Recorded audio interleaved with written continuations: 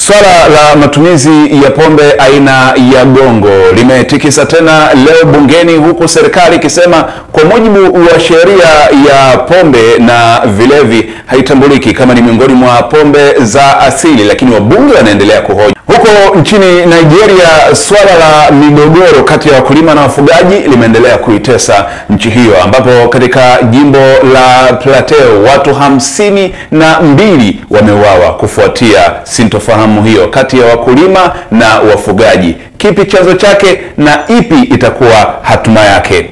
Na katika mchezo wa kombe la shirikisho barani Afrika, hatua ya nusu fainali ya kwanza ambayo inatarajiwa kuchezwa ndani ya ardhi ya Jamhuri ya Muungano wa Tanzania tarehe 20 ya mwezi huu wa 4, rasmi sasa itachezwa kule visiwani Zanzibar. Hayo na mengine mengi ni baadaye kwenye Dream TV habari saa 12 kamili jioni kupitia akaunti yetu ya YouTube ya Dream Media TZ, lakini pia kupitia kurasa zetu za mitandao ya kijamii Facebook, Instagram na X. Facebook ni Dream FM, Instagram na X ni Dream FM TZ, na utakuwa nami Esau Godwin.